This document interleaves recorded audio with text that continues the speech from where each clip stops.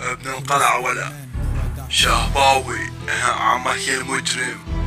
إلى عيون الشلة طبعا يا بعد قلبي تعالوا لك عجان تصلب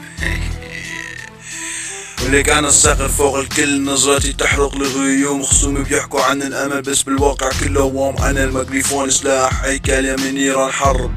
ما في منافس قدامي حتى ظلهم عنهم هرب اكتب اسمي بالنار جوا اللعبة ما في رحمي لما ادخل ساحة الراب كل الاصوات تصير صمت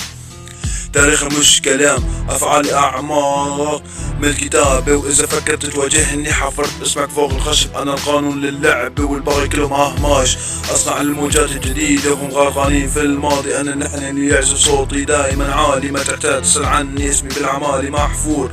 من حلب صار يطلع صوتي قوة مثل عاصفة كل كلمة موزونة ما في أي مصادفة شو هاد يلي عندك من الضحك راح تجنني كل يوم عم تفيق عم تبكي طول الليل مكوبس فيني بكتب كلماتي لوحدي ما بش حد من هاد وهاد جوز لسانك لتضحك على حالك الجمهور عمت معي مثل البقرة عيب عليك انت دور شد حناكك او اتركك اول سطر بتسيناك كل شي كاتبه بحرق ولحنا كلماتك وراد بالاهات انت شاطر شكلك مخرج فيلم 6 علموك كيف تعول تفكر حالك اللي اس زينة الرجال فعلهم ولبسوا علاك وغيره بيقتل حاله علشان برد الفوضى بتصل بما في غيره لا تنزل تضيل السات بصحك تطلع من راسي بانشاتي بتفرجيك عجائب وتركاتي ما بيقصروا مثل القط جوا بيتك لابس الفيزان وقصره لك فالك وين نازلين لا بتنصروا لا غدارين ما كفاكم دسات الاول بدكم دس فرقة مندسين يلا صفوا على الدور جاك المجرم ليوزع ملح فوتوا لجوا دخلوا على المعمل طبوا شو طلعوا خبز يلي عنده انتفاض تفضل يرفع ايده ارفعوا ايديهم اتنين جحاش بدهم مصاري حق النيل وما حكيتوا انتو بتجوا افضل صرتوا تحكوا براسي الف حكاية مالي فاضلكم يا فروخ